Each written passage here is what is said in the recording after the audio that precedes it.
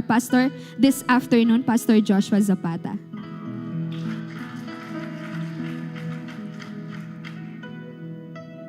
Ayan, praise God. Sige po, palakpakan po natin ang ating Panginoon. Yung pong naniniwalang buhay ang Diyos na kanyang sinasamba. Come on. Teka lang. Parang bakit kailangan tayong pilitin kapag sinabing purihin po natin ang Panginoon? Alam ko at naniniwala po ako yung third service hindi na inaantok. Pakitignan nga po yung katabi ninyo. Yan ang nga ba yung sinasabi ko, pukat-pukat na ng mata yung iba dyan eh. Sige po, lahat ng masaya pumalakpak. Come on. Lahat ng naniniwala na matagal na siya. Na matagumpay na siya, palakpakan po natin ang ating Panginoon. Come on. Hallelujah. Pakisabi sa katabi mo, huwag kang matulog. Ayan. Sa kabila naman, mumulat ka na, no? Magmulagat ka, mo. Praise the Lord. So, nasa series po tayo ng Victory in Jesus at napag-aralan po natin the very first Sunday po ng ating month ngayon that we have victory over sin and death. Ayan, sino na po dito yung matagumpay sa kasalanan? Parang kalahati pa lang Sino na po dito yung naging matagumpay sa kasalanan? Na hindi na po nag-e-enjoy sa kasalanan? At sino na pong hindi takot mamatay? Sino pong hindi pa takot mamatay? Sino gustong mauna? Chine-check ko lang kung talagang inaantok po tayo. And then last week, we have talked about yung pong victory, saan naman? Sa fear and anxiety. So, napag-aralan po natin na hindi ito galing sa Diyos at lahat ng hindi po galing sa Diyos, kailangan po paalisin natin. Kailangan palayasin natin. Kailangan wag po natin tanggapin. At naniniwala po ako, bagamat hindi po natin control ang lahat ng bagay na papasok po sa ating buhay, na darating po sa ating buhay. Pero naniniwala po kung may control tayo kung paano po natin palalabasin at palalayasin itong mga to. Kaya nga kung darating man sa pagkakataon, you will have this fear or anxiety or depression or kung anumang mental illness, dapat po meron tayong gawin. Ano po yun? Palayasin po natin. Tignan mo yung katabi mo. Huwag yan yung papalayasin mo. Kasama mong mananalangin yan. Amen. At ngayon po, ito po ang ating pag-uusapan. We have victory over trials and temptation. Pakisabi po, trials and temptation. Sino po sa inyong pagod na sa pagsubok? Pipilan na pa? Hindi kasi minsan bala makasawa po Minsan parang nakakasawa kasi paulit-ulit. Kapag parang ganito po yung mga trials and temptations po natin Kapag katapos mong maglaba, siyempre maliligo ka. Meron na namang marumi. Katapos mong magbayad ng bills, magbabayad ka na naman. Ganyan po yan kasi bakit? Hindi po matatapos yan. Alright, at ngayon pag-uusapan po natin kung paano po tayo mananagumpay sa mga bagay po na yun. Pakitanong naman po yung katabi ninyo. Teka lang, wala pa. Ito po yung itatanong po ninyo sa katabi ninyo. Handa ka na bang managumpay? So mapag-aaralan po natin kung ano po yung difference ng trials and temptation sa atin pong pag-uusapan. Ang sabi po dito, ang original Greek po sa New Testament, the words for trial and temptation are often indistinguishable. Sa English po yan. So usually po, ginagamit po yan ng pareho as they spring from the same linguistic root. Ang sabi dyan, the difference is not found in the word itself, but the intent sa pag-a-apply po nito. So pareho po yung paggamit ng original Greek po niya, pero hindi po pareho ang pangkahulugan kapag ginamit po dito. Ang sabi dito, the root, peirasmos. Pakisabi, peirasmos. Ayan, matuto tayo ng mga Greek word ngayon. The primary noun is, peirasmos, and its corresponding verb is peirazo. Primary meaning, pag-aralan lang po natin na mabilis. Primary meaning po niya, at its core, ang sabi dyan, the word means to put to the proof, to examine, or to try. Ito daw po yung meaning ng trials and temptation, yung pong peirasmos. Ang ibig sabihin, to test. Pakisabi po, to test. Subukin sa Tagalog. Etymology po yung pinanggalingan. It is derived from the root peiro, which literally means to pierce. This creates a vivid image, or a trial or temptation is something that pierces the surface of your life to see what is truly inside. Ang ibig sabihin, kaya daw po merong trials and temptation, kagaya ng meaning na binasa po natin dyan, na pinanggalingan po niya, para daw makita kung ano talaga yung nasa loob po natin. Ang tanong, handa na po ba kayo makita kung ano yung nasa loob ninyo? Ito po yung palagi, alam nyo po, trivia lang. Every time that we hear the Word of God, hindi po siya nabasa mo lang tapos okay na. Every time we have our devotions po, hindi po siya, wow, nakaka-bless naman yun, tapos okay na. Hindi. Kailangan po, after reading that very specific story, verse, or Bible chapter po, kailangan po ina-assess po natin agad yung sarili natin. Kailangan po palagi po natin binubuklat, inaalaw ang Panginoon na i-check po yung buhay natin. Kasi po bakit? Para po mai-apply po natin yung word. Without us, talaga pong ine-examine yung puso natin upon reading the word, wala pong kwenta yung pagbabasa po natin ng Bible. Kasi po yung importante po sa pagbabasa ng Bible, it's not the reading itself. It is the comprehension. And then afterwards, the application. Are you there? Simple Bible study po tayo. Para po nagagawa po natin. Hindi mo kasi magagawa kung hindi mo siya maintindihan. Kaya ang sinasabi po nito, ngayong araw na to, mag-open heart surgery po tayo. Ang tanong, ready ka na ba? Ready ka na ba buksan yung puso mo? Don't worry, hindi po natin yung bubulat-latin. Spiritual po yung pinag-uusapan po natin. Ang sabi dito, yung neutrality po niya, it was simply na lang, ang sabi dyan, an experiment or test to see how something would hold up under pressure. Kaya nga po, di ba, palagi po nilang sinasabi, yung buhay po parang test. Life is a test. Palagi po yan. Kasi bakit? Kagaya po na sinabi ko kanina, hindi po titigil yung kapagsubukan sa buhay po natin. Yung mga kabataan, nakala po nila kapag nag-graduate po sila, ng college, doon na magsisimula yung buhay na masarap. Well, when reality hits, yan yung simula ng unending bayad ng bills. Yung pong mga single, ang sinasabi kapag nag-asawa na ako, okay na, magiging Disney princess na ako. Kapag nag-asawa ka, mamumula ka sa katotohanan na hindi totoo yung Disney na yan.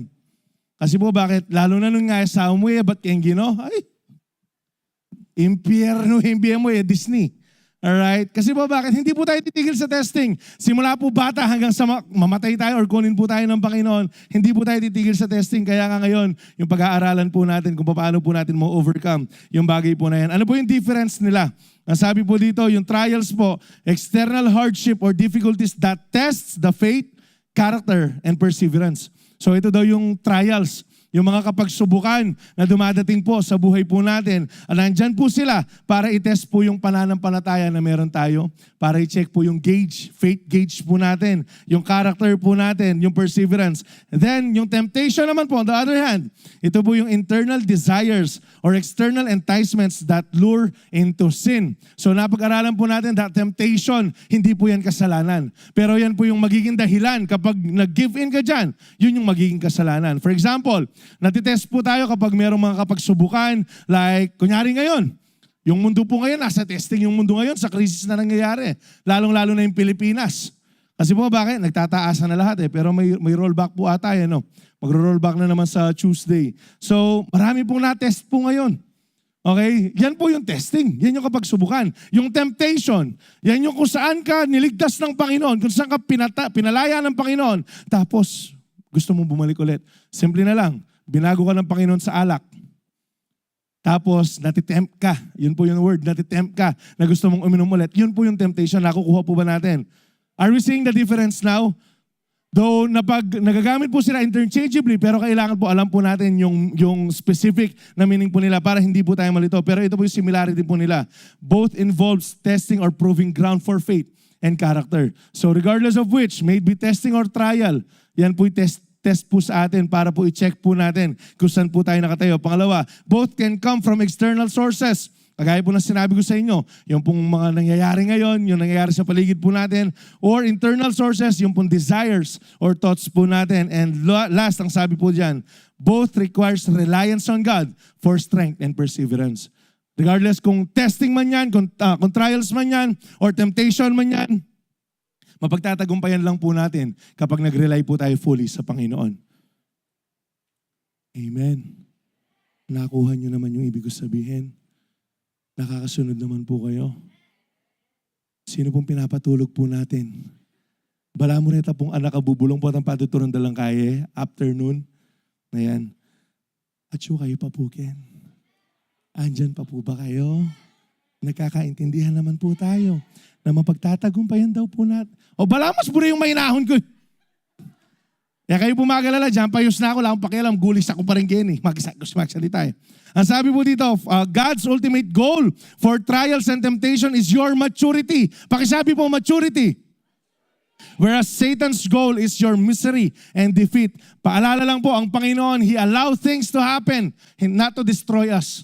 Pero para po maging strong po tayo. Para po mas mag-mature po tayo. Pero syempre si Satan, Satanas nga po yan eh. Kalaban po natin yan eh. Ano pong ultimate goal po niya? Para po pabagsakin ka. Pero praise God, matagumpay na tayong lahat. Lahat ng matagumpay, palakpakan ng Panginoon. Ang sabi po ng 1 Peter 4:12, Dear friends, don't be surprised. Hindi, nagtitinda po kasi kami French fries sa baba mamaya. Pwede po kayo bumili dyan. Don't be surprised at the fiery trials you are going through as if something strange were happening to you. Bakit hindi daw po tayo dapat ma-surprise? Kasi po hinedsapan na tayo ng Panginoon eh. If you are just reading the Bible, listening to the Word na sinasabi po dito, na pinipreach po dito, hinedsapan po tayo ni Jesus. God never promised us to live a smooth sailing life. Hindi po bed of roses yung pamumuhay Kristiyano.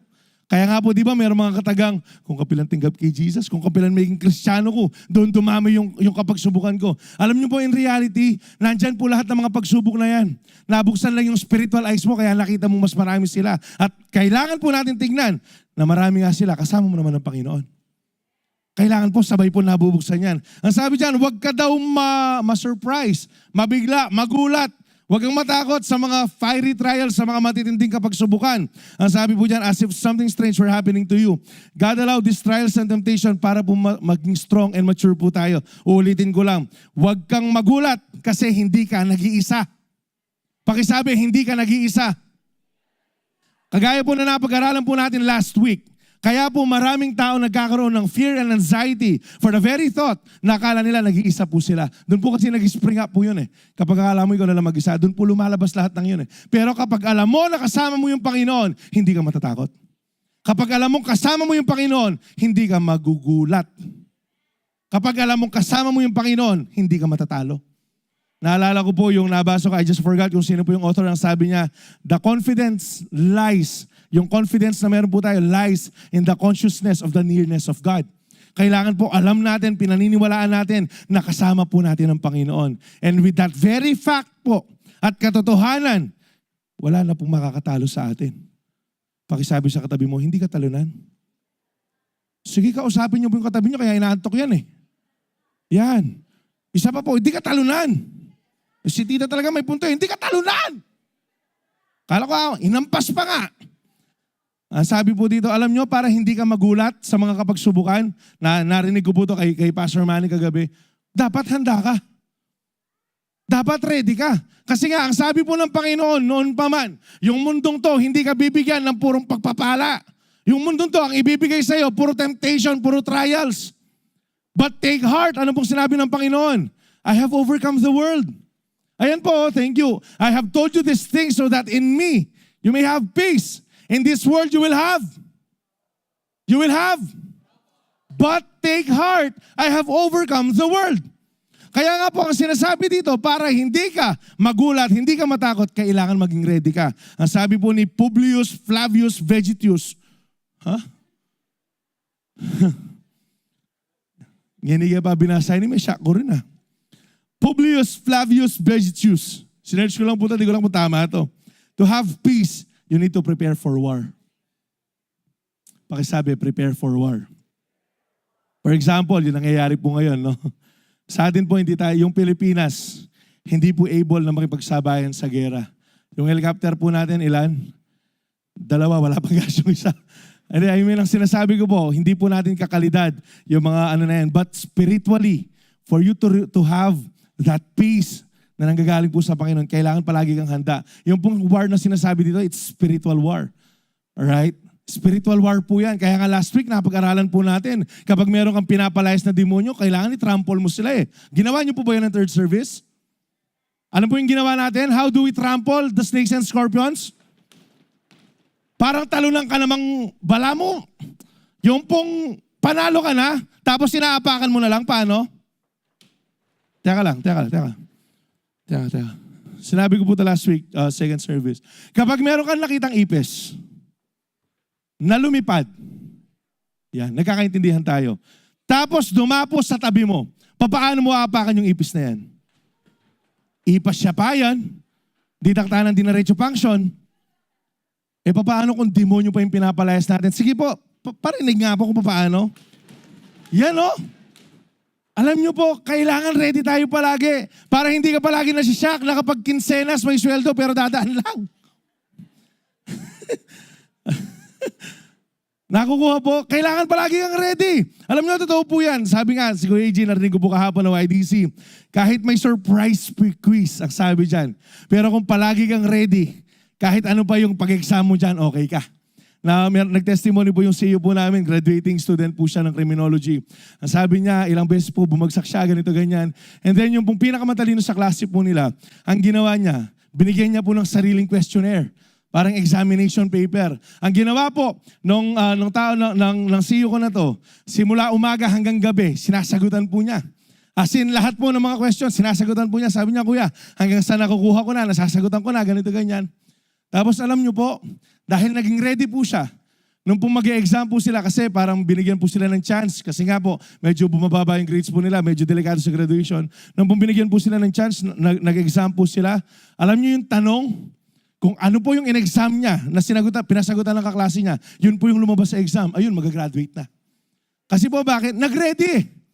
Alam niyo po, sa mga hindi ready, ito na, sinula ko nga dito, nung pong kamakailan, na-shock ako pakisabi na shock. Naputulo lang ang tubig Alam niyo bakit ako na-shock? Kasi di ko alam na bayaran na. Akala ko automatic lang na magbabayad yung sarili ko doon. So, pumunta po ako sa may nagpasuyo po ako. Meron tayong dyan. Sabi ko, I forgot. Kapag na-forgot mo, praise God nga, tubig lang Kapag kuryente ba, mas malaking shock yon. Kasi bakit? Nakamaling recollection po ngayon Pero ang sinasabi ko lang, kung naghanda po ako ng pambayad ko doon, alam problema. Meron namang pambayad Hindi lang ako ready. Kaya pakisabi sa katabi mo, mag-ready ka. Mag-ready ka. Ayan, kailangan po palagi po tayong handa. Ang sabi dito, we can be victorious over trials and temptations if we grasp the purpose behind trials and temptation.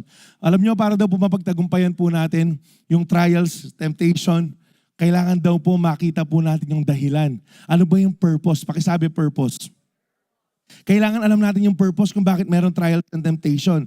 Alam nyo, kapag nagbago po yung pananaw po natin sa mga bagay na yan, tayo po na puro reklamo, mababago. Yung dating, bakit puro na lang ganito? Bakit puro na lang bayad? Bakit puro na lang ganito? Ito na po yung sasabihin natin, salamat Lord. Kasi po merong mababago sa kaisipan po natin Ang sabi po dito, wala pong aksidente sa buhay ng mga tao. Naniniwala po ba kayo doon? Alam nyo, kahit nga ma-aksidente kayo, hindi pa rin aksidente yan sa Diyos Do you believe that? Na-aksidente po kami ni Pastor Edwin way back couple of years back. Na-aksidente po kami ni Pastor Edwin. Pero alam mo nyo, naniniwala po ako kahit na-aksidente po kami ni Pastor Edwin, hindi pa rin po yung aksidente. Kasi po bakit? Alam po lahat ng Panginoon yung mangyayari. Ang ibig sabihin po, hindi po niloob ng Panginoon, but He allowed things to happen. Bakit? Para po mayroong mabago sa mindset po namin. Ako po mismo, nabago po yung mindset ko kasi bakit? After ilang araw, ayoko na magmotor Itakutan ko Alam niyo po, ikwento ko lang po yung nangyari, mabilis lang to, 2 hours lang. Nung po nangyari po na aksidente po kami ni Pastor Edwin, we were traveling siguro nasa 50-60 kilometers kami per hour po sa daan. And then, nakabunggo po ako po kasi nagdadrive Naka-helmet po kami, don't worry. Nakabunggo po ako ng kolong-kolong. Nasa gitna siya ng highway. Bakit? Di ko alam bakit di ko siya nakita. So, ako po, sumalpok. Tapos, natumba, naipit po yung dito ko, yung legs ko po sa may motor. Tapos, alam niyo po yung nervous ko, si Pastor Edwin. Kung nandito po kami, si Pastor Edwin nandun. Nakadapa. Sabi ko, Lord, potamete, ini kasalanan ko ako. Lord, ako wag Kasi nga po, siyempre, yung cargo de conscience ba? So nagpe-pray po ako, Alam niyo po, nung gumalaw po si Pastor Edwin, na umupo po siya kasi meron na po mga taong lumapit sa amin. Ang ginawa ko po, tumabi po ako sa kanila. I just praised God, nagpuri po ako sa Panginoon. Kasi po, bakit? Second life. Second life. Hindi man tayo pusa, pero may second life po tayo. Nagigets niyo po yung ibig ko sabihin. So ano po yung naging tinuro po sa amin ng Panginoon? Siyempre, kailangan mag-ingat palagi. At saka, yung pong main na tinuro sa amin, baka po first time yung marinig itong reason kung bakit po kami na-aksidente. Ito po yung main na tinuro sa akin ng Panginoon. Kasi po bago po kami umalis, dito po sa bahay-sambahan na to, kausap po namin si Kuya Jody, tsaka si Tito Ray dyan. Ito po yung sinasabi po namin sa kanila. Oh, paalis po kami ha. Kasi pareho po kami joker ni Pastor Edwin. Ito po yung sinasabi namin. Pakisabi sa mga mahal namin sa buhay, mahal namin sila. Pakisabi, mahal na mahal namin sila. And then nung po na-aksidente po kami, dinala po kami sa hospital ng Kapas, tapos dinala po kami dito sa may Sacred Heart. Tapos pinarealize po ng Lord sa akin yun, makapangyarihan yung salita. Are you getting the point? Meron pa rin purpose, hindi pa rin aksidente na nangyari po yan kasi bakit? Meron pong tinuturo sa atin ng Panginoon. And alam niyo po ba, sa buhay na meron ka, hindi po nagugulat ang Diyos dyan. Sa gera nga na nangyayari ngayon, hindi po nagugulat ang Diyos dyan eh. Lalo na sa mga problema na pinagdadaanan po natin. At kung hindi po nagugulat ang Panginoon dyan, ang ibig sabihin, meron din pong niready yung Panginoon dyan para mapagtagumpayan mo yan. Are you there? Na, sabi po ng James 1:2-4, consider it pure joy, my brothers and sisters, whenever you face trials of many kinds. Pakisabi po, whenever. Alam niyo po ba yung katagang whenever, hindi po siya baka sakali? Ang ibig sabihin, expected po siya. Ang ibig sabihin pala, kapag tinanggap mo si Jesus, hindi ka mabubuhay na walang problema. Kundi makakaranas ka, ang sabi po niyan, trials of many kinds. Nakukuha niyo po ba? Are you there? Biblical po tayo. It is expected of us, Christians, na makaranas po ng mga problema. Sabi po dito, tuloy po natin, because you know, pakisabi you know, dahil nga sinabihan na tayo ng Panginoon kanina sa John 16:33. Dahil alam po natin na yung testing of your faith produces perseverance. Pakisabi po, perseverance. Let perseverance finish its work so that you may be mature and complete, not lacking anything. Ang ibig po sabihin, why God allowed things to happen, why God allowed trials to happen, why God allowed temptation to happen sa mga buhay po natin, para mas mag-mature ka. Para po mas lumago po tayo sa pananampalataya. Imagine niyo po, sa edad na meron po ako, 30 sarado. Hanggang ngayon, dumidede po ako sa nanay ko. Ang pangit, immature, abnormal. Ang ibig sabihin, abnormal sa isang Kristiyano na hindi lumalago. Kaya nga po, ang sabi po ng Bible, una, milk. Kuha. Kapag ready na sa correction, meat. Yan po yung ano po natin. Kasi po bakit? Ayaw ng Panginoon na hindi tayo nagpa-progress. Ayaw ng Panginoon na hindi po tayo nagmamature. So ang ibig sabihin, kaya po inaalaw ng Panginoon yung mga problema sa buhay po natin para lumago po tayo. Amen. Nakuha nyo naman po. Talagang baliktad kayo. Kapag tahimik ako, doon kayo maingay. Ang sabi po dito, let perseverance finish its work. Kaya wag nyo pong takbuhan yung mga problema. Hayaan nyo silang dumating dyan. Saganan nyo lang ating pananampalataya.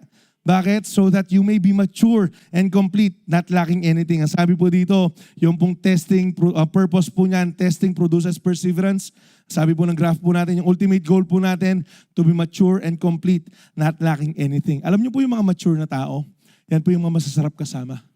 Yung pong mature na tao, yung alam mong kapag kasama mo yan, meron kang nuggets of wisdom na makukuha dyan. Yung pong mature na tao, alam mong marami ng kapagsubukan na pagdaanan, pero hanggang ngayon nananampalataya pa rin. Yan po yung mga masarap kasama kasi bakit? Ka mga paboren ka rin. Are you there? Ang tanong, assessment lang po. Ulitin ko lang, ang usapin po dito, maturity sa spiritual na buhay. Hindi po sa tagal ng pag-attend ng church. You know why? Because you may be 50 years na nag-attend na ng church, pero mas mature yung bago sa'yo. Is it possible? It is. It's happening. Pero praise God, wala ganyan sa Calvary. Kasi po bakit? Lahat po tayo dito nagmamature. Amen. Hindi po yan automatic. Hindi po yan automatic. You need to make that choice po para mag-mature po tayo. Second po, sa 1 Peter 1:6-7, so be truly glad. There is a wonderful joy ahead. Even though you must endure many trials for a little while. Pakisabi po, for a little while. Ang sabi po dyan, magalak ka daw. Tunay na magalak ka. Kasi po bakit? Merong fake na kagalakan eh. Alam mo yung fake na kagalakan, yung ipipresent mo yung sarili mong hindi. Mag-worship ako sa Lord, masaya pa rin ako, pasasiyo ko, okay ako. Pero sa bahay lugmok ka. Sa bahay punong-puno ka ng anxiety. Sa bahay punong-puno ka ng depression. Sa bahay punong-puno ka ng takot at lungkot. Yan po yung fake na kagalakan. Pero ang sinasabi po ni Peter dito, so be truly glad. Tunay nga na magalak ka, kapatid. There's a wonderful joy ahead. Ang sabi po, though you must endure many trials for a little while, you must, hindi you may. Once again, hindi po to suggestion. Command po to, you must endure. Ang sabi po dyan, many trials for a little while. At napag-aralan po namin, yung little while na pinag-uusapan po dito, buong buhay. Yung pong little while, you must endure many trials for a little while. Hindi po yan yung next week, tapos na, hindi. Kasi nga po, matatapos man yung problema mo next week. Next week, meron na naman bago. Kaya nga, forever, for life. Pakisabi po, for life. Yan, lifetime, yan po yan. Hindi po matatapos yung bagay na yan. These trials will show that your faith is genuine. Pakisabi po, genuine. Ang tanong, tayo po kayang lahat na nandirito. Kung pong, if the Lord will put us into test, right at this very moment, sino po kaya yung maglilitawang tunay yung kanyang pananampalataya? At sino po kaya yung masusunog lang yung kanyang pananampalataya? Sino po kayang matitira? Sino po kayang mananatili? Alam mo yon, yung kwento po palagi na sa isang liblib na lugar, merong bahay-sambahan, tapos merong mga tagalabas na pumasok. Ang ibig sabihin, meron po mga NPA, mga armadong tao na pumasok sa church. Tapos tinanong po yung congregation, sino sa inyo yung magpupuri kay Jesus? Magtaas ng kamay. Ang dami pong hindi nagtaas ng kamay, nagsialisan sa church. And then pag ang sinabi po ng may dalang ng Armalite na to, o sige, yung mga natira, sama-sama natin purihin ang Diyos. Ang ibig ko po sabihin dito, sino kaya sa atin, if given a chance, kung mangyari man po dito ngayon, meron pong pumasok dito na may dalang Armalite, basuka, may dalang tangke, papasok dito. Di kasya yun sa parking natin, no? Kunyari po, papasukin tayo dito. Sino kaya sa atin yung, o sino po kaya sa atin yung mananatiling kalmado lang kasi alam niyang kasama niya yung Panginoon? That no matter what happens, mateta mo man na, kaya tayo pa rin yung Ginoo eh. Win-win situation. Walang talo, kapatid. Kaya wala lang. Check lang po natin. Actually, ma-assess po natin yan, hindi naman sa loob ng church eh. Ma-assess po natin yan saan? Paglabas po natin. Kapag may problema na, kapag may challenges na, check po natin kung talagang genuine yung faith po natin. It is being tested as fire tests and purifies gold, though your faith is far more precious than mere gold. So when your faith remains strong through many trials, it will bring much praise and glory and honor on the day when Jesus Christ is revealed to the whole world. Alam niyo po, kaya nga po palagi po sinasabi sa atin, yes, sobrang halaga po ng gold. Tama? Importante yung pera, basically pera. Pero mas importante pa rin yung pananampalataya. Ang sabi po dito, your faith is far more precious than mere gold. Kasi po bakit? Pwedeng may pera ka ngayon, pero wala kang pananampalataya. Bukas wala ka ng pera. Pero kung meron kang pananampalataya ngayon, kahit wala kang pera, bukas baka may pera ka na. Nakukuha po. Kaya po mas importante pa rin yung pananampalataya eh. If you have faith, regardless kung gaano kaliit po yan, pero kapag meron kang pananampalataya, siguradong mamumunga po yan. Yung pakisabi po, active faith. Yung pong active faith, yun po yung palaging naniniwala sa atin pong Panginoon. Ang sabi po dito, meron bang mga faith na hindi pure? Palagay niyo po, meron po ba kaya mga pananampalataya na hindi pure? Or if you are to assess yourselves, dumating na po kaya tayo sa punto ng buhay po natin na yes, we are attending church. Yes, we are reading our Bibles. Pero marami pa rin pagdududa. Dumating na po kayo doon? Ako lang mag-isa? Dumating na po kayo doon? Talagang may switch kayo eh, no? Alam nyo po, hindi po perfecto yung pananampalataya po natin. I myself, marami pong pagkakataon, bagamat bata pa lang po, pero marami pong pagkakataon na, alam mo yon, yes, nagpapakita, ganito, ganyan. Pero alam mong hindi puro yung pananampalataya mo. Alam mong mayroong pagdududa. Alam mong mayroong takot. Kaya nga po, ano pong ginagawa ng Panginoon? Tinitest po niya sa apoy. Para po matanggal po yung mga impurities. The very purpose ng fire po para sa gold, matanggal po yung mga impurities at gusto po ng Panginoon na mawala po yung mga bagay na yan. Bakit? For you, ang sabi po ng pinakalas part po ng verse po na yan, so when your faith remains strong through many trials, it will bring you much praise and glory and honor to the day of the Lord. Revealed, Jesus Christ is revealed throughout the world. Ang sabi dito, sa pagiging matatag mo sa kapagsubukan, sa hindi mo pagsuko sa buhay, sa iyong patuloy, alam mo, nagbibigay ka ng kapurihan sa Diyos. Ang ibig sabihin, kung meron kang kaisipan na mag-give up, it is against the will of God. Hindi po napupurihan ng Diyos sa mga nag-give up. Pakisabi sa katabi mo, huwag kang mag-give up. Paglabanan mo ang antok. Daming natawa. Ang daming inaantok. Ano pong purpose po niyan? refines and purifies faith like gold in fire. Ang sabi po, to prove faith is genuine for praise and glory. Romans 5:3-4. Pansinin niyo po. Yung pong puro first, naturo po sa amin doon ni Pastor Ron. Yung pong first part po palagi ng mga verses na binasa po natin. Be surely glad, be truly glad, you can rejoice too. Ang sabi dito, we can rejoice too when we run into problems and trials. Bakit po palaging ganon? Alam nyo, bago pa po tayo makaranas ng pagsubok sa mga verses na binabasa po natin, sinasabi na po ng Panginoon na pwede ka pa rin magalak. Na pwede ka pa rin mapuno ng kagalakan. Pwede pong makita yung mukha ng puno ng kagalakan? Pwede mo makita. Alam nyo po, yung tunay na Kristiyano, hindi nakakabusit tingnan. Hindi po lugmok-lugmok tingnan yung tunay na Kristiyano. Patingin nga po ng... Ati kayong camera. Nakikita nyo po itong mga tita mo natin. Tita, paano? Paano ba sikat? Oh. Minervous siya. Balak siya. Magkaya dito. Ganyan po. Ganyan po kagalak. Kaya nga po, alam nyo, yung tunay ni Kristiyano kahit saan niya nagliliwanag. Makikita mo yan sa muka. Makikita mo yan sa muka. Yung tunay na masaya sa Diyos, makikita mo yan sa muka. Tignan mo yung katabi mo. Yan yung sinasabi ko sa inyo. Alam nyo, ito po yung sikreto po nating mga Kristiyano. Bakit kahit meron tayong problema, magalak tayo? Bakit kahit meron tayong pagsubok, nakukuha po nating tumawa, maging masaya? Kasi buhay yung Diyos mo eh. Kasi hindi ka pinabayaan ng Diyos mo eh. At saka dapat hindi ka nagbubuset. Yung pong pagbubuset, nakakapangit. Yung pong, alam nyo, yung pong palaging masaya, nakakabata, nakakaganda. O, dimdam nyo la! Alam nyo, para lang po sa kaalaman ninyo, si tita, okay lang po ba sabihin yung edad nyo, tita? Si tita, 68 na. 68. Tita, tayo ka nga, tita. Oh! Yan yung sasabihan ko.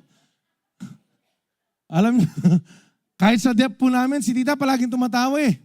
Minsan nga, kinakabahan na ako, mag-isa na lang. Hindi, ang ibig ko po sabihin dito, dapat pumatik sa atin. Yes, we have challenges, we have problems, but we have God. Kaya dapat palagi kang masaya. Bawal na kasimangot ang muka. Last na lang, tignan mo yung katabi mo. Nagbago na, no? Nagbago na, naniniwala na yun sa Diyos eh. Ang sabi po dito, listen to this, we can rejoice too when we run into problems and trials, for we know. Pakisabi po, we know. They help us develop endurance, and endurance develops strength of character, and character strengthens our confident hope of our salvation. Alam nyo po, ito po yung kailangan ng generation ngayon. And when I say generation, hindi lang po ito yung mga kabataan. Ano po yan? Yung strength of character. Pakisabi po, strength of character. Ang dami po mga tao ngayon, immature. Ang dami po mga kabataan ngayon, kapag sinermonan mo, depressed. Kapag pinagalitan mo, hindi mo pinayagan mag-overnight, feeling unloved. Magpo-post yan eh. Tapos sisirain pa yung magulang sa mga kaibigan, hindi na ako mahal ng mga magulang mo. Totoo nangyayari? Realidad po ba? O sige, sumeryoso po tayong konti. Ang dami po mga kabataan ngayon nagpapakamatay dahil may problema. If you are to look, yung pong difference po, yung pong kung gaano karami, yung nag-attempt magpakamatay way back 80s, way back 90s, if you are to compare it today, malulula ka sa dami. Alam niyo po, maniwala po kayo sa hindi, merong mga kabataan na nagpapakamatay dahil po broken-hearted, dahil po sa love life.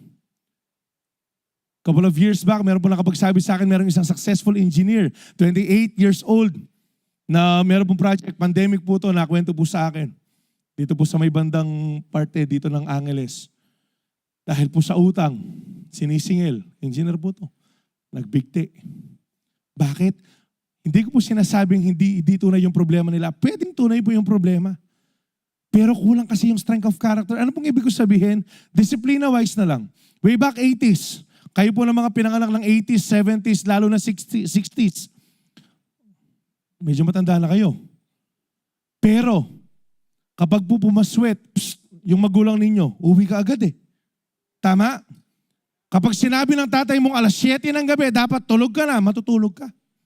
Ngayon po, kapag pinaswitan mo yung bata, pus ka rin. Bastos no, pura ka anak yan, real talk. Ngayon po, kapag sinare mo lang mo yung bata, share mo lang ka din eh. Tapos kapag Mother's Day, magpo-post, best mom in the world. Plastic? Pagkitang tao. Pero hindi man nagwawalis ng bahay yan.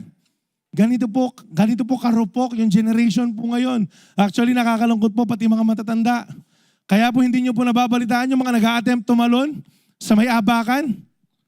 Ilan na po yung nakita pong tumalon po dyan. Why? Kasi walang strength of character, hindi po develop, hindi po mature, hindi kinakaya yung pagsubok.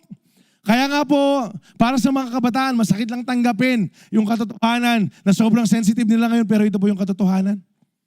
Nangyayari po ito ngayon. Isipin mo, hindi ka lang papansinin, ibablock mo na eh. Nangyayari po yan. Hindi ka papansinin, aalis ka ng church. Iko-correct ka, ma-offend ka, aalis ka ng church, aalis ka sa Panginoon. Immature. Are you getting my point? Kailangan po yung strength of character. Paano po madidevelop yung strength of character? Sa pagpipigil, sa pagtsatsaga, sa pagbabata, sa mga pagsubok po. Yan po yung tinuturo ng verse po sa atin. For we know they help us develop endurance. Kapag meron daw pagsubok, nade-develop po yung endurance. At kapag nade-develop yung endurance, yung strength of character po natin nade-develop din. Nagmamature po tayo. Kaya po sa ating mga Kristiyano, wala nang sensitive eh. Wala nang sensitive eh. Sabi ng isa, katabi niya yung asawa niya, wala na daw sensitive. Sa atin po mga Kristiyano, wala nang pikon. Wala nang pikon. Sa ating mga Kristiyano, wala na nagbubuset. O ito, may bawas lang. Ako na tayo. Labanan pa rin po natin. Okay? Alam nyo, labanan po natin. Kasi po bakit? It will produce a strength of character. Madidevelop, magmamature po tayo. Alam nyo po yung mga mature na tao? Yung po mga mature na tao, ito po, i-segue ko lang ng konti. Upon handling po sa recollection, isa po sa tinuro sa amin ni Pastor Ron noon, is sa recollection, makakarinig ka ng mga kwento na hindi mo pa narinig. And true enough, noong pong, kasi yung recollection po namin noon sa mga public schools dito po sa Angeles, and then alam nyo, meron po kayong maririnig na mga kwento, na yung pong kwento po nila, pang MMK. Totoo po, na meron po ako nahawakan sa may FG, 14 years old po siya that time. Dalawa lang po silang magkapatid kasi po bakit? Namatay po yung nanay niya last year, this year namatay yung tatay niya. Imagine. Sabi ko, wala mo kay. Sabi ko, alam niyo po yung sinabi ko sa Panginoon, kung ako yung nasa posisyon nila, baka hindi ko kayanin. Pero ito po yung kailangan po natin kasi bakit? Our world is not getting better. Hindi po pahilom yung mundo po natin, pasira na ng pasira. Kaya po ang sabi ng Bible, pasama na ng pasama yung mga tao. Pero sa atin po, magpapakabanal pa rin po tayo. Sa atin po, mananampalataya pa rin po tayo. Yes, may hirapan man tayo, pero hindi po tayo susuko. Kaya nga ulitin ko lang, puputulin po natin yung katagang hindi tayo basta-basta sumusuko. Tayo mga Kristiyano, hindi po tayo sumusuko. We never give up. Pakisabi, never give up. Never give up. So check po natin yung pong difference po nila. No? Yung kay James, testing produces perseverance to be mature and complete. Yan po yung ultimate goal. So yung kay Peter po, refines and purifies faith like gold in fire to prove faith is genuine for praise and glory. And yung kay Paul po, yung sinabi po niya sa atin, develops endurance and character to strengthen a confident hope in salvation. Alam niyo po yung mga mature na tao kapag tinanong mo, kapag namatay ka ngayon, saan ka pupunta? Ang sagot, langit. Na confident. Kasi po bakit? Hindi dahil tiwala sila sa ginagawa nila, kundi dahil alam nila na sumusunod sila sa Diyos. Though, wait lang. Meron po kasing battle po ngayon sa Facebook, sa social media. So, yung salvation po natin by works, hindi. Produkto po ng kaligtasan po yung good works po natin. Pero hindi mo pwedeng sabihin sa akin, Kristiyano ka, tapos pangit yung ugali mo. Hindi mo pwedeng sabihin sa akin, Kristiyano ka, pero wala kang good works. No. They go both ways. Kapag naligtas ka, dapat, pakisabi dapat, merong mabubuting gawa. Nakukuha po ba? Ang sabi po dito, yung pong topic po natin, no, grasp the purpose, yung pong reason kung bakit. If you don't understand the purpose, you will misinterpret the process. Kapag hindi po natin maintindihan kung bakit po tayo dumadaan ng kapagsubukan, ng proseso ng daan ng Panginoon, Ang ibig sabihin, titignan mo yung proseso ng Diyos na laban sa'yo. Titignan mo yung proseso ng Diyos na against sa'yo.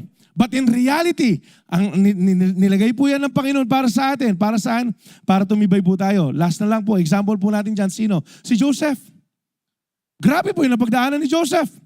Pero ano pong pinanghawakan po ni Joseph? Kasama po niya yung Diyos. Ano po yung pinanghawakan po ni Joseph? Why he persevered sa mga season po ng buhay niya? Kahit pa nakulong siya, kahit pa tinapon, binenta siya ng mga kapatid niya, nanatili pa rin po siyang mayroong pananampalataya sa Diyos. Why? Because God gave him a promise. Ano po yung promise po niya? Yung pong pinakita ng Lord sa panaginip po niya na darating ang pagkakataon luluhod sa iyo yung mga kapatid mo. Ano po nangyari? Did it happen? Nangyari po siya. Pero bakit? Paano po siya nangyari? Kasi po hindi sumuko si Joseph.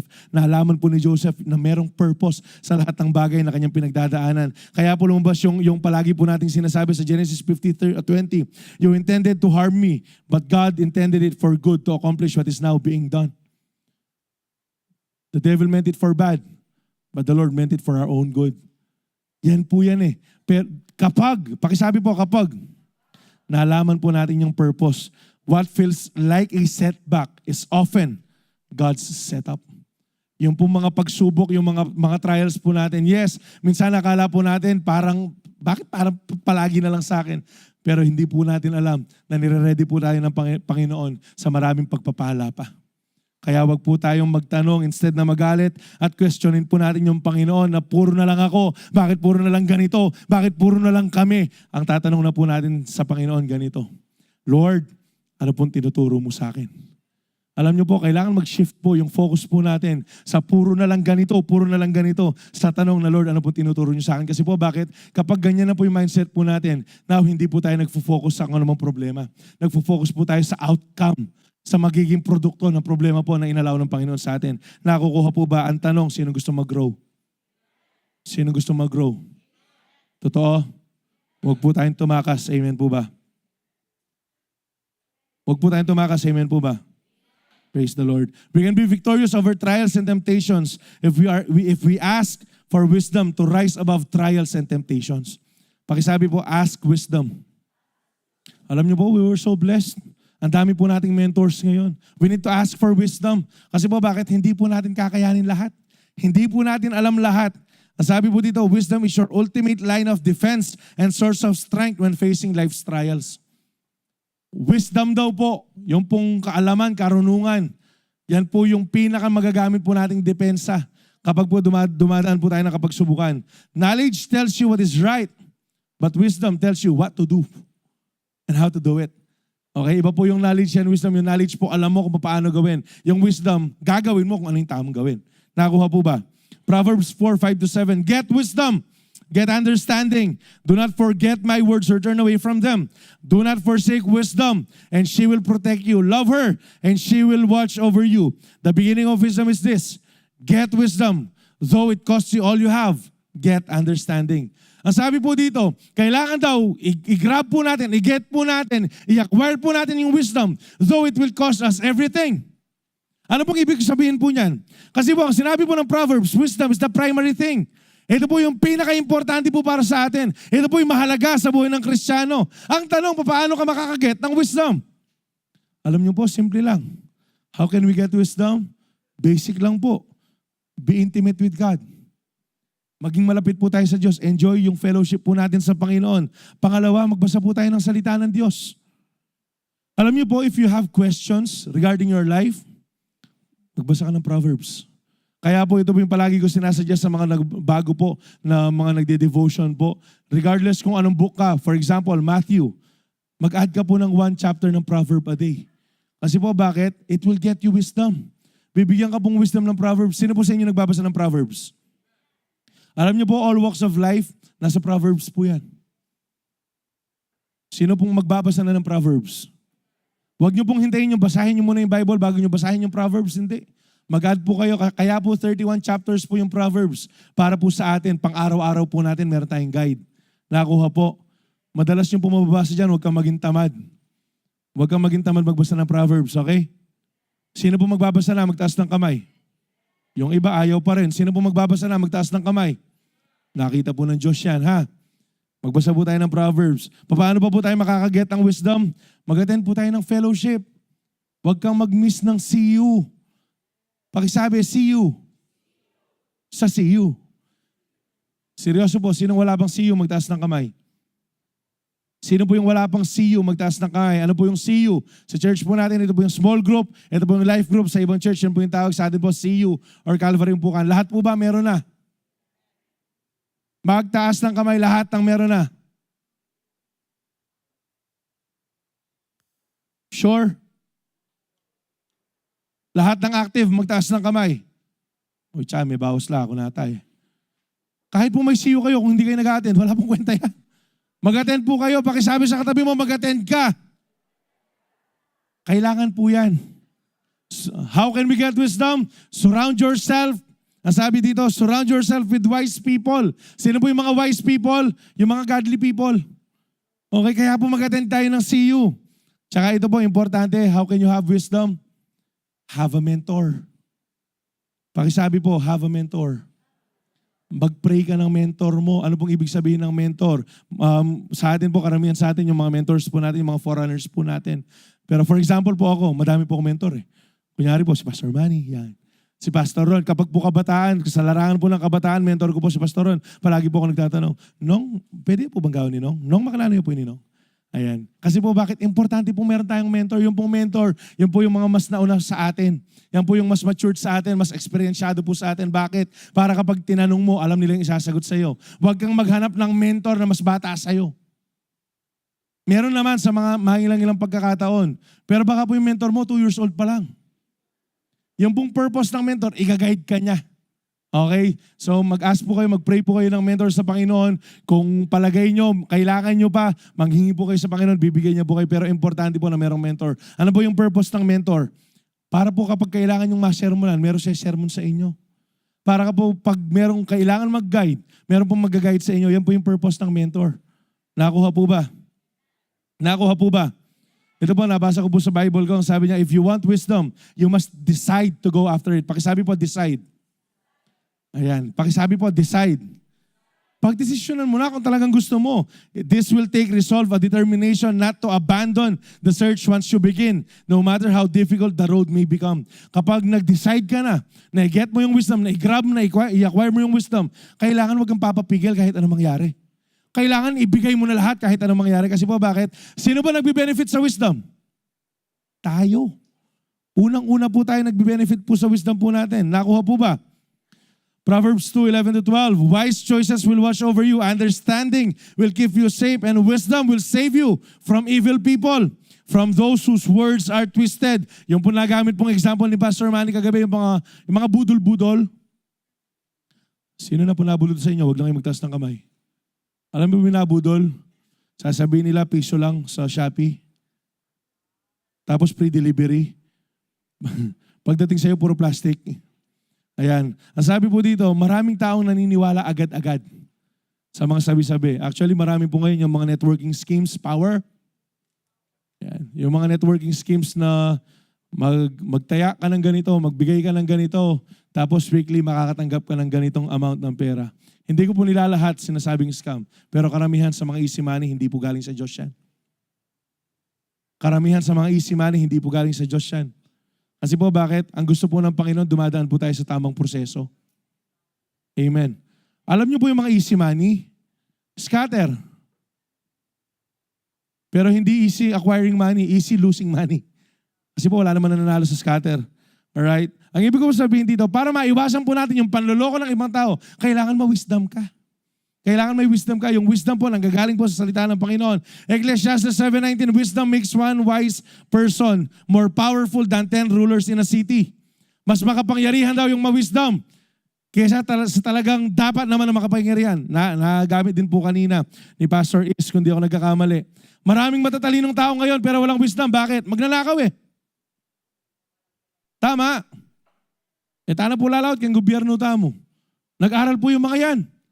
Karamihan dyan, lawyers, congressmen, mayors, senators. Hindi po basta-basta makaganyang title po sa isang tao. Pero wala po silang wisdom. Bakit? Nagnanakaw eh. Kaya po tayo nandito ngayon kasi nagnanakaw po sila eh. Walang wisdom dyan. Yung pong may wisdom ganito, kahit wala kang pera, sumusunod ka pa rin sa Diyos. Kahit sino ka man, dapat sumusunod ka pa rin sa Diyos. Yun po yung taong may wisdom. Nakuha po ba natin? Nakuha po ba natin? If any of you, sabi ng James 1:5, lacks wisdom, you should ask God. Pakisabi, ask God. Kailangan daw hilingin po natin sa Diyos who gives generously to all without finding fault and it will be given to you. Yung context po dito sa kabuuan po ng James, karamihan, ano po yan? About trials. Kailangan daw humingi po tayo ng wisdom sa Panginoon. About trials sa mga pinagdadaanan po natin kasi po bakit? Tayo po mga tao, we have tendencies na kapag meron na pong pagsubok, tatry muna natin isolve sa sarili po nating karunungan. Simple na lang, kunyari po, pera yung usapan. Kapag po dumating si bill, okay, yung bill po natin, yung due date po natin kapag dumating yan, tapos wala kang pera, anong initial na gagawin? Manguutang. Pero sino na po sa atin, ang dami ko na pong narinig na testimony po dito sa harapan, na dumating po yung due date, wala po silang pambayad. Anong ginawa? Imbis na lumapit kay Bombay, nanalangin. Alam nyo po, saktong-sakto yung pambayad doon sa pinanalangin po niya na pambayad po niya ng utang. Kasi po bakit? Kapag lumapit po tayo sa Diyos, yan po kasi yung gusto ng Panginoon eh. Humingi po tayo ng tulong sa Kanya, siya po yung magbibigay po sa atin. Imposibleng wala pong sagot sa mga panalangin po natin. Nakuha po ba? Pero hindi po totoo yung, for example, meron lumapit sa inyo. Oh, but sister, pinag-pray ko kasi kung kanino ako mangungutang. Nag-pray kasi ako sa Lord kung sino magbibless sa akin. Ang sabi ng Lord sa akin, ikaw ang pinili. Huwag niyo pong gagamitin ang pangalan ng Diyos para sa kabastusan, para po babuin po natin ang kanyang pangalan. Hindi po ganyan. Ang gagawin po ng Panginoon, tuturuan po tayo mas lalo magbigay kapag nagkukulang ka. Nakukuha po ba? Ganyan po yung pamamaraan ng Diyos. Unconventional po yung pamamaraan ng Panginoon eh. Gusto mo mapagpala, magbigay ka. Gusto mo mauna, mahuli ka. Gusto mong paglingkuran ka, maglingkod ka. Kasi po bakit? Yan po yung pamamaraan ng Diyos eh. Minsan po pinipilit po nating isiksik yung karunungan po natin para po lutasin yung mga problema. Hindi po natin kakayanin. Limitado po tayo. Sabi po dito, example, si Jehoshaphat. Kilala niyo po si Jehoshaphat? Naginigera po sila. Nagsanib pwersa po yung tatlong malalaking bansa. Gegerahin po sila. Ano pong ginawa niya? Pinadala niya? Worship team. Kasi po, alam nyo, si Jehoshaphat, if you are to read po yung mga prior chapters po, meron po siyang mahigit ilang milyon na mga sundalos na pwede naman siyang humarap. Pero nung pong nabalita niya na meron pong gegera po sa kanila, anong ginawa niya? Lumapit po sa Panginoon to ask for wisdom. Sumagot po yung Panginoon, o ito yung gagawin po ninyo. Ano po nangyari? Nagtagumpay po sila. Hindi po sila lumalaban pero nagtagumpay po sila. Bakit? Because they worship God. Gusto mo magtagumpay? Purihin mo yung Panginoon. Meron kang kailangan bayaran? Purihin mo yung Panginoon. Gusto mo magkaayos yung family mo? Purihin mo yung Panginoon. Kasi po bakit? Sa pagpupuri po natin sa Diyos, meron nangyayari. Meron pong ginagawa ang Diyos sa mga buhay po natin. Si Solomon, nung pong siya yung maghahari, ano pong hiningi niya sa Panginoon? Wisdom. Pwede po siyang humingi ng pera. Pwede po siyang humingi ng marami na lang na counsel, tapos siya utos na lang. Hindi. Ang hiningi po ni Solomon, wisdom. Binigay naman po ng Diyos. Kaya nga nung dumating po yung kapagsubukan na meron dalawang nanay na nagkiklaim dun sa bata, anak ko yan. Sabi ng isa, hindi, sa akin yan. So nag-aaway po sila sa kung kanino talagang anak siya. Ma-wisdom po si Solomon, binigay po ng Panginoon. Ano pong ginawa niya? Sige, hatiin natin sa gitna, hati kayo. Ano po sabi ng tunay na ina? Huwag, sa kanya na lang. So binigay po ni Solomon sa tunay na ina. Kasi po bakit? Mas importante po yung wisdom kaysa sa pera. Mas importante po yung wisdom kaysa sa anumang ari-arian po natin. Kailangan po wisdom po tayo na tao at naniniwala po ako, wala pong Kristiyanong mangmang. Wala pong Kristiyanong mangmang. Wala pong Kristiyanong mangmang. Lahat po tayo dapat ma-wisdom. Paano po natin makukuha sa salita po ng Panginoon? You don't need less problems. You need more wisdom. Hindi po natin kailangan na konti lang ng problema, nabawasan po natin, natakasan po natin, hindi. Ang kailangan po natin, maraming wisdom na nanggagaling po sa Diyos. Sabi po dito, godly wisdom will make you victorious over trials and temptations. You know why? Because worldly wisdom will fail you. Sigurado po yun. Kung if-fail ka ng wisdom lang mundo, bakit ka pa magtitiwala sa mundo? Di ba dapat sa Diyos na lang? Di ba dapat sa Diyos na lang po tayo? Last, but not the least, we can be victorious over trials and temptation if we stand firm and resist giving in to trials and temptation. Ito po, nakuha ko ulit ito kay Brother AJ kahapon. Alam nyo, manood po kayong YDC. And marami pong wisdom na makukuha dyan. Sa school, ang sabi dyan, kahit pa memorize mo yung lahat, kahit pa nag-review ka na sobra-sobra, ang sabi po dyan, kapag hindi ka pumunta sa araw ng exam, papasa ka ba? Hindi. Papasa ka ba? Hindi. Uulitin ko po. O sige, sabayaran na lang ng kuryente. O kaya tubig na lang. Tubig yung naputol sa akin. Nag-ipon ka. 2 months. Hanggang 2 months po yung tubig. No? Nag-ipon ka for 2 months. Sabihin na natin 1,000. Pero hindi ka pumunta doon para magbayad. Mapuputulan ka? Mapuputulan ka. Kahit 1,000,000 pa yung pera mo, pero hindi ka nagbayad doon, mapuputulan ka. Ganyan din po yung sinasabi po ng Panginoon. Yes, sure win po tayo eh. Dapat lang nandun ka sa gera. Ano po nangyari kay Jehoshaphat? Ang sabi ng Panginoon, ako yung bahala sa inyo. I will be the one who will fight for you. Sabi po ng Panginoon. Pero anong pinagawa po ng Panginoon sa kanila? Kinabukasan. Kailangan, ito yung gawin po natin. Kailangan harapin po natin sila. Kasi po bakit? Importante po na kahit alam mo na sure win ka, kailangan pumupunta ka pa rin. Kailangan po nag-a-attend ka pa rin ng battle. Kailangan po lumalaban pa rin po tayo. Sabi ng 1 Corinthians 10:13, the temptation in your life are no different from what others experience. And God is faithful. Pakisabi, God is faithful. He will not allow the temptation to be more than you can stand. Hindi daw i-allow ng Panginoon na makaranas ka ng temptation po na kapagsubukan na hindi mo kayang lampasan. Bakit? When you are tempted, He will show you a way out so that you can endure.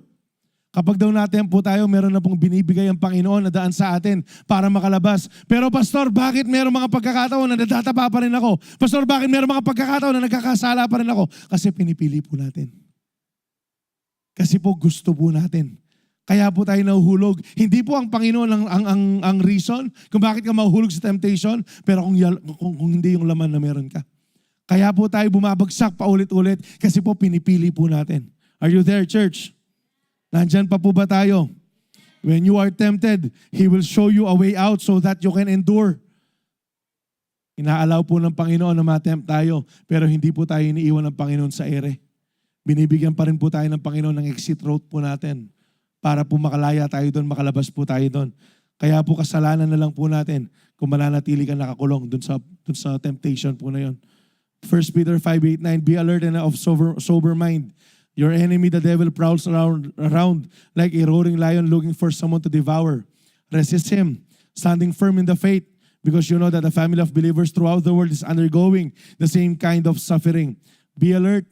Lalo na po ngayon, maging alerto po tayo ngayon. You know why? Because anytime darating po yung Panginoon. Kung hindi ka handa, may iwan ka. Ang tanong, sinong handa? Magsabing amen. Paano po tayo maghahanda? Resist Him. How can we resist Him? By standing firm in the faith. Andiyan na po lahat ng sagot eh. Alam nyo, matuto lang po tayo mag-word study sa Bible. Makikita po lahat natin ng sagot po dyan eh. Paano po natin i-resist ang kaaway? By standing firm in the faith. Sabi po ng James 4:7, submit yourselves then to God. Resist the devil and he will flee from you. Napag-aralan po natin last week, us, without being submitted, na naka-under po tayo sa ating pong Panginoon, we can never resist the devil. Kaya nga hindi po nag-work yung willpower po natin. Kasi po bakit? Kung may willpower ka nga, hindi ka naman submitted sa Diyos, babagsak pa rin yung willpower mo. Pero kapag submitted ka sa Diyos, kahit anong atake ng kaaway, mananagumpay ka pa rin. Ang sabi po dyan, He will flee from you. Kanyaman po yata ang akit na sasaligot siya kaya katamoy Satanas. Sabi ko nga po sa mga CEO ko, ang sarap atang tingnan sa spiritual realm na paggising po nating mga Kristiyano, hindi tayo yung takot, kundi yung mga demonyo na kapaligid po sa atin. Aro, ayan na siya. Makota na. Kasi po bakit? Alam nilang magagapi na naman po sila. Pero kung pagising mo pa lang, ikaw yung takot, baliktad. Ikaw yung submitted sa gawa ng kaaway.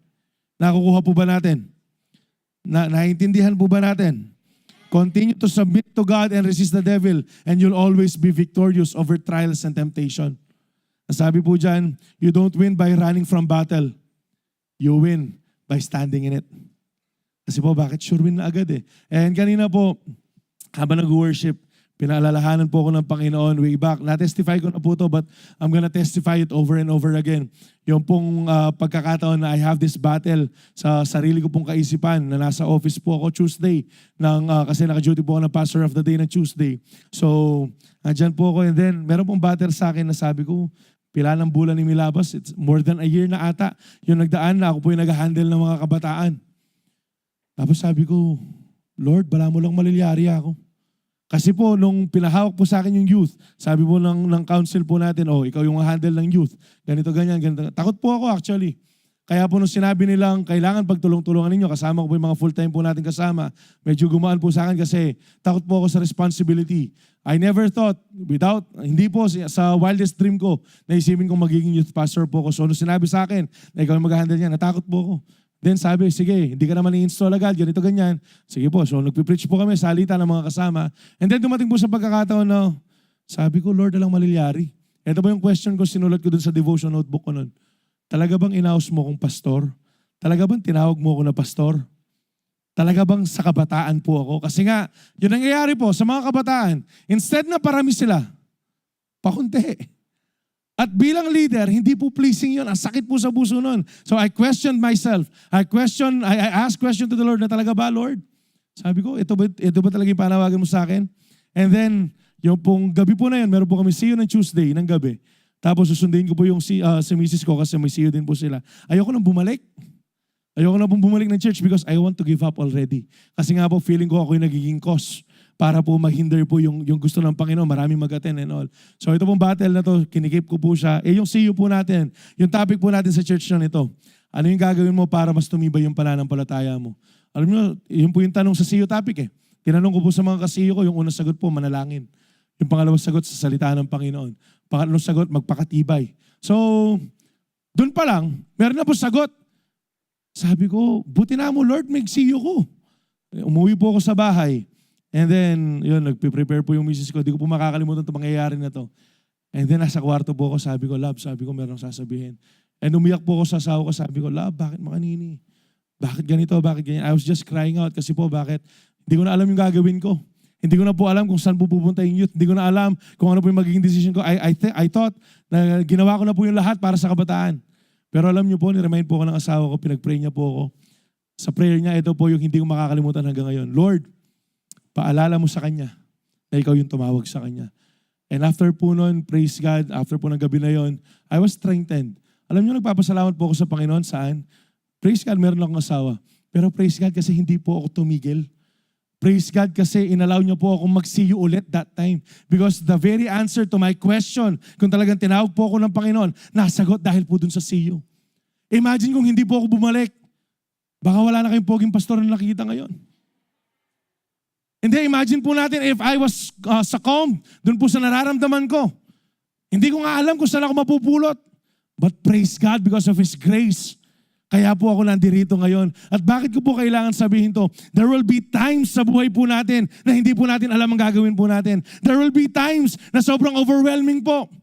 Pero kagaya po ng point po natin, keep on keeping on. Keep on showing up. Yes, you have problems. Show up. Yes, meron kang problema. Yes, nag-aaway yung family members mo. Yes, meron kang struggle na hindi alam ng iba. You have mental health issues. Just keep on showing up. Kasi po bakit? Sa pag-show up mo pa lang, pinapakita mong meron ng ginagawa ang Diyos sa buhay mo. At sa pag-show up mo pa lang, parang sinasabi mo sa kaaway na kahit anong gawin niya, matagumpay ka pa rin. Kaya pakisabi naman sa katabi mo, mag-show up ka pa rin. Alam niyo po, tayo pong mga hinirang at tinawag ng Diyos. Hindi po tayo tinawag lang para mabuhay tapos wala na, no. We are called to be overcomers. Hindi ka mag-overcome ng mga problema kung hindi ka magpapakita. Kaya patuloy po tayo mag-show up. Yes, I may not understand. Kaya po, for example, meron po nag-share sa akin ng mga problemang yung pong family ko, broken ano po kami. Hindi ko po maintindihan yan. Okay po yung tatay ko, okay po yung nanay ko. Andyan po sila. Hindi ko po maintindihan yung mga bagay na yan. Pero dahil palagi po sila nag-show up, ang Panginoon yung nagka-comfort po sa kanila. Kaya pakisabi naman sa katabi mo, mag-show up ka pa rin. Last na lang po, bakit kailangan po natin mag-show up? Bakit kailangan po natin hindi sumuko? Sa katotohanan na hindi po sumuko ang Diyos sa atin. Bakit tayo magpapatuloy? Why do we need to stand firm? Kasi po nanatili yung Panginoon po natin. Alam nyo, pwede niya pong itapon yung cross eh. Makapagal. Pwede niya pong itapon yung cross tapos sisihin yung tao, bakit ko gagawin to? Kayo naman yung dahilan kung bakit ako mamamatay. Pwede pong gawin ng Panginoon yun. But He endured the cross scorning its shame. Sabi po ng Hebrews, for the joy that was set before him, that you would be his. Kaya po siya nag-persevere. Kaya kung hindi po sumuko yung Panginoon, pakisabi naman sa sarili mo, huwag ka sumuko. Kung hindi ka sinukuan ng Panginoon, kapatid, real talk lang, wala kang karapatang sumuko. Kaya ang ibig ko pong sabihin dito,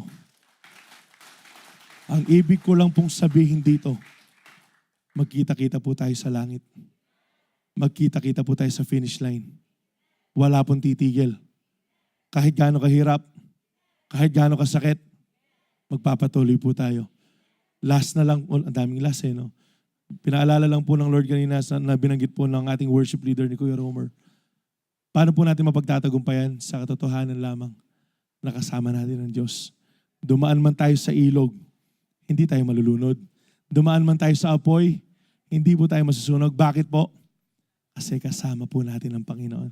So sa lahat ng victorious, magtaas ng kamay. Sa lahat ng victorious, pumalakpak. Sa lahat ng victorious, sige po, tumayo po tayo. Praise the Lord. And as we worship the Lord, ayan, gusto ko po patuloy na makipagniig po tayo sa Panginoon as we are being led by our worship.